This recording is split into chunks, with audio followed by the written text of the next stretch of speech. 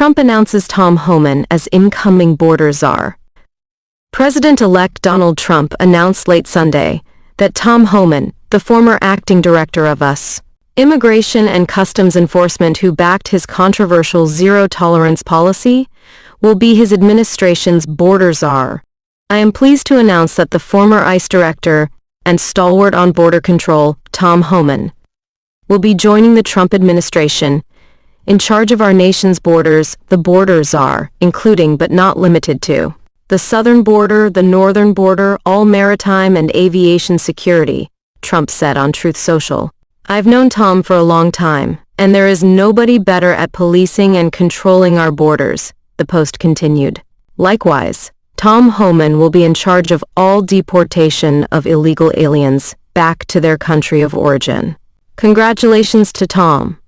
I have no doubt he will do a fantastic and long-awaited-for job. Homan touts hardline immigration views and previously vowed to run the biggest deportation force this country has ever seen. He was an early supporter of the Trump administration's zero-tolerance policy, which led to thousands of families being separated at the southern border. Trump eventually signed an executive order in 2018, reversing the family separation policy after public outcry.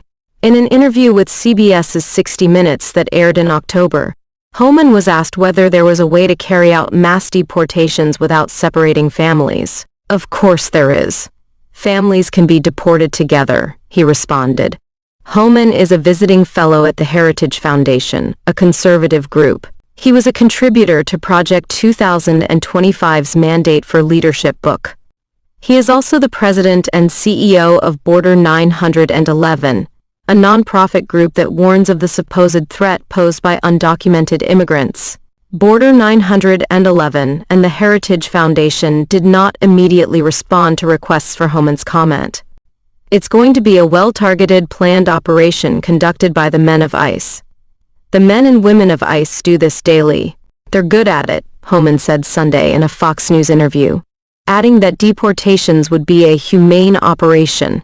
Trump frequently espoused hardline, anti-migrant views on the campaign trail, at times decrying migrants as poisoning the blood of our country, animals and gang members, and comparing them to the fictional cannibal Hannibal Lecter. They're rough people, in many cases from jails, prisons, from mental institutions, insane asylums, he said at a rally in March, speaking about migrants who enter the country unlawfully. You know, insane asylums. That's Silence of the Lambs stuff. Homan is the latest person Trump has announced will join his administration. Trump had previously announced that Susie Wiles, his co-campaign manager, will be the White House chief of staff. Nearly 70% of Gaza war dead women and children, UN Rights Office says. Geneva, November 8. Reuters, the UN Human Rights Office said on Friday nearly 70% of the fatalities it has verified in the Gaza war were women and children, and condemned what it called a systematic violation of the fundamental principles of international humanitarian law. The UN count covers the first 7 months of the Israel-Hamas conflict in the Gaza Strip that began more than a year ago. The 8,119 victims verified by the UN Rights Office in that 7-month period is considerably lower than the toll of over 43,000 provided by Palestinian health authorities for the full 13 months of conflict. But the UN breakdown of the victims' age and gender backs the Palestinian assertion that women and children represent a large portion of those killed in the war. This finding indicates a systematic violation of the fundamental principles of international humanitarian law, including distinction and proportionality, the UN Rights Office said in a statement accompanying the 32-page report. It is essential that there is due reckoning with respect to the allegations of serious violations of international law through credible and impartial judicial bodies, and that, in the meantime, all relevant information and evidence are collected and preserved, United Nations High Commissioner for Human Rights Volker Turk said. Israel did not immediately comment on the report's findings. Israel's military, which began its offensive in response to the October 7, 2023 attack in which Hamas fighters killed about 1,200 people in southern Israel and seized more than 250 hostages, says it takes care to avoid harming civilians in Gaza. It has said approximately one civilian has been killed for every fighter, a ratio it blames on Hamas, saying the Palestinian militant group uses civilian facilities. Hamas has denied using civilians and civilian infrastructure, including hospitals, as human shields. It showed that in 88% of cases, 5 or more people were killed in the same attack, pointing to the Israeli military's use of weapons with an effect across a wide area. Although it said some fatalities may have been the result of errant projectiles from Palestinian armed groups. Ukraine is forced to confront a brutal Trump reality that it hoped would never happen. Bets were hedged, upsides conjured, and insurance policies crafted. But ultimately, most hoped it would not happen.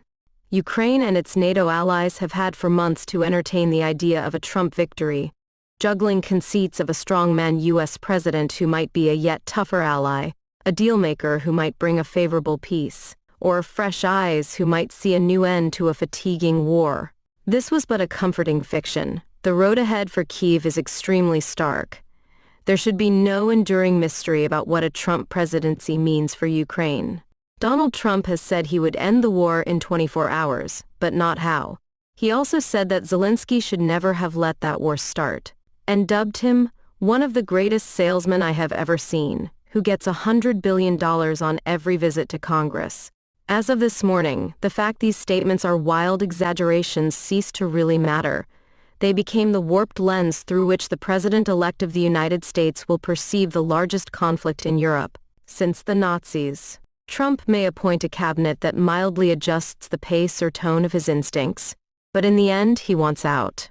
It doesn't matter that strategically Ukraine's war has so far provided the Pentagon with a comparatively cheap means of degrading its second greatest adversary at no cost to American life.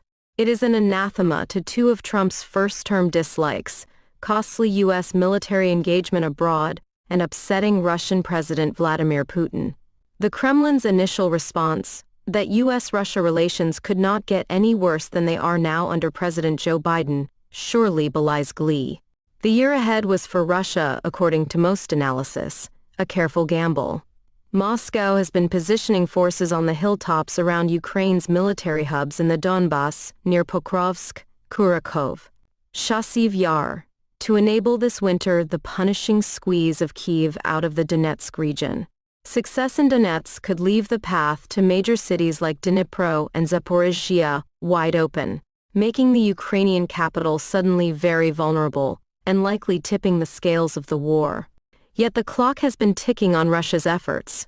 Western officials have suggested that its casualty rate, of perhaps 1,200 dead or injured a day, is unsustainable without another major unpopular Russian mobilization, and that next year Moscow could see a genuine crunch in armor production and ammunition. Putin played these recent cards hoping Trump would win, on the sure bet he would remain a man of instinct, isolationist, and distrustful of America's long-term alliances. Trump is erratic and unpredictable, especially with complex and time-consuming matters like foreign conflicts. He prefers the fast fix of just leaving Afghanistan to the Taliban, or a Singapore face-to-face with North Korean dictator Kim Jong-un, or a drone strike on Iranian Revolutionary Guard commander Qasem Soleimani.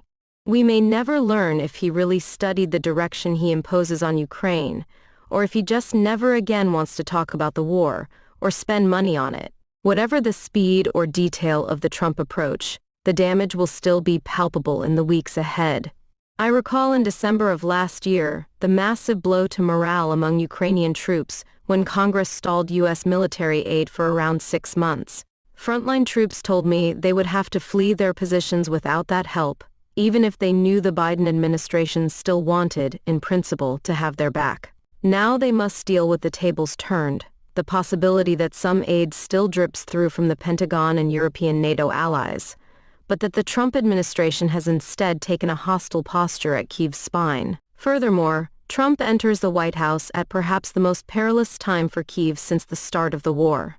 Several analyses of the frontline show Ukraine has lost ground at an almost unparalleled pace in October, losing small villages that are inconsequential by themselves, yet in the round amount to a strategic setback that leaves the East acutely vulnerable. There has long been a policy flaw in NATO's approach. The Biden administration did not want to arm Ukraine forcefully enough that Russia might be militarily defeated, as it feared wider escalation. But Biden could also not countenance letting Russia prevail. Instead, the alliance sched Ukraine to endure, in the hope eventually Putin would crumble. It was the messy contradiction at the heart of the support for Kyiv, yet better than asking Ukraine to surrender. Without the will to fight, the belief that the battle is winnable, it is near impossible to ask Ukrainians to sit under shell fire in a trench or drive their armor at the deadly fire of enemy positions. Nobody wants to be the last soldier to die in a war. Nobody wants to lose their life fighting to protect a family who will likely live under Russian occupation anyway. Trump's victory may also complicate the very position of Zelensky. For years, Zelensky has, to paraphrase Trump, been foremost an outstanding salesman of Ukraine's cause. Now he is weighed down with immense baggage from Trump's first term, when he was embroiled in Trump's request to investigate the Biden family. Can Zelensky still be that salesman? Is a fresh face in Bankova more likely to garner military aid or strike a viable peace deal? Those tired of the Ukraine war, be they Kyiv ally or frontline soldier, should still not embrace the idea of a Trump-backed deal. Moscow has proven, in Syria in 2013 and Ukraine in 2015, that it negotiates to buy time to prepare for or fulfill its military goals. Putin will accept whatever territorial gains he can concretize. He already has the gains at the negotiating table, but he will then regroup and not stop. He has sold the war domestically as Russia facing the massed ranks of the entire NATO alliance. An overheated Russian economy, astronomical death toll and retooling of Russia's industrial base, all in service of that supposed fight, cannot simply be undone. Putin is increasingly needy of the war to retain his grip on power. This is apparent in his maximalist behavior towards Russia's neighbors in the last month. The recent turmoil in Georgia and Moldova, where pro-Russian forces have challenged pro-European movements with limited success, may see yet greater intervention from Russia in the months ahead. Putin is unlikely to suddenly abandon his hunger for greater regional influence. Remember his original motivation. This war began because he wanted to occupy Ukraine and keep it out of NATO and the European Union. The Russian blood expended over nearly 3 years likely demands a greater victory than simply keeping the territorial gains it already has. One vital lesson of the war will meanwhile face a grave assault. For the past 2 years, Putin's fiercest opponents have pushed the key idea that we need no longer fear Russia, that the Kremlin fanned the fear of its hulking bear as a psychological weapon to make up for its military decrepitude. Ukraine's unexpected resistance showed that fear was misplaced, and that Moscow had struggled to defeat a neighbor it once scorned as unable to fight. Now a Trump White House may ask the world to quickly swallow an apparently similar contention that is terrifyingly different, that the West should not be afraid of Russia as it does not really mean much harm. That would be Putin's greatest victory, and the West's sorest weakness.